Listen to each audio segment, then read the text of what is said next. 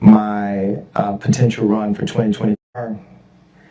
I wanna talk about my potential run for 2024 and Trump's potential run for 2024 and the beloved DeSantis potential run for 2024 and Mayor Suarez potential run for 2024. And, they thought Trump was a joke. For older white people, they're quick to classify a black person only by the fact that we're black.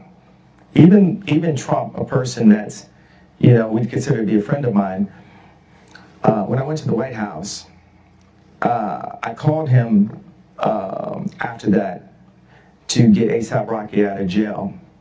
And one of the things he said to me is, Kanye, you're my friend. When you came to the White House, my black approval rating went up 40%. And for politicians, all black people are worth is an approval rating. The Democrats feel that they don't owe us anything, and Republicans feel that they don't owe us anything. Blacks have never demanded something for our vote. And that's something I talked to Ice Cube about. What are we asking for? How do we change our life? If all of our organizations and all of our colleges and even our title as black was made by white people, all of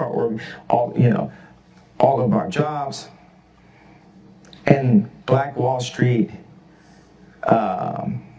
Harlem after gentrification, there's never been a fully black-owned community where we have all the municipalities, things that Dr. Claude Anderson talks about. We need that. It's like 90% of America is not even developed. I'm not one of the people that go up and say, hey, I want to stop anybody from making money. The people that make money and the powers that be, I am your true Nikola Tesla. And I'm not even a scientist. What do you think of Elon Musk? Do you know him? Very well. What's your take on him? You said that because I said Tesla? I did, yeah. It's just the first thing that... And then everyone's always like, oh, Elon's got these answers. I think he's a great team player. And there's a lot more to come. A lot more. We addressed specifically, why do they call you crazy? And he says, as clearly as he possibly can, there were some things that were driving me crazy, and I fixed them. Jason Whitlock, who knows a lot about all of this, joins us next to assess what we've just heard. We'll be right back.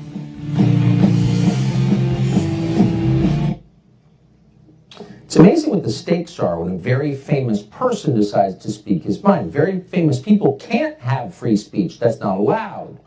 And West discovered that when he initially decided he kind of liked Donald Trump. Watch. I never actually told people that I liked Trump when he was running because I was bullied by Hollywood.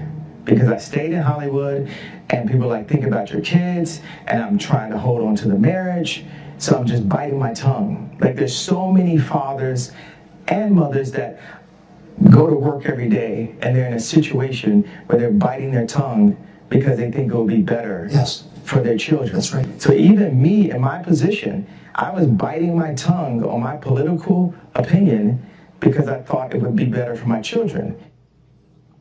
Got a lot more on that and what it did to him as a man living through it tomorrow night.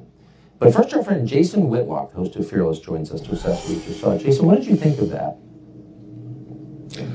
Tucker, I thought a lot of things, and forgive me for doing this, but I'm going to unpack all of this on my show tomorrow. Find me at youtube.com/Jason Whitlock. But listen, that's a man wrestling with his faith in God and wrestling with the fame that makes him money and makes him rich. Right. And so throughout that interview tonight, I heard a guy that's a devout Christian, and I heard a guy that is cursed with the disease of fame. It's undermined his ability to be a good father. It's undermined his ability to be a good husband. It's undermined his happiness. He wants to be a Christian, and the things he said about his faith and just wearing the lanyard with the ultrasound, all of that. I love that about Kanye West. It scares the heck out of the left to see someone like Kanye West, that popular, that influential, his skin color, that has those Christian values, because that's what's really under attack, his Christian values. It scares them. They don't want him to survive. They're using him. I'm going to make an analogy. Kunta Kinte and Roots. They got him out on a tree and they're whipping him. What's your name? And they want him to say left-wing liberal. And he won't say it. He keeps saying, I like Trump. I like God. I'm a Christian. And they keep whipping and slashing him, and they're trying to make this man bow down to the liberal orthodoxy, and they're doing it as a message to me and everybody else. If you don't get in line with what we want you to think, every black man, every heterosexual black man, every black man with Christian values, we will beat you into a pulp. Kanye's man enough to stand up. I wish more men were. What does that do to you to discover that you can be one of the richest, most famous people in the world and you still don't have the simple right to say what you really think? What it does to Kanye is make him realize the importance of God and his faith, because that's the only protection you have. Again, the guy used the words that I believe. This is demonic. Everything the left preaches to black people, you should be overweight. You should kill your babies in the womb. You should embrace a negative culture that teaches you to kill each other and disrespect each other. It's a death culture. It's a genocide. It's demonic, just like Kanye West said. I hope he wins his battle with fame, because if he does, he's a very important voice, Tucker.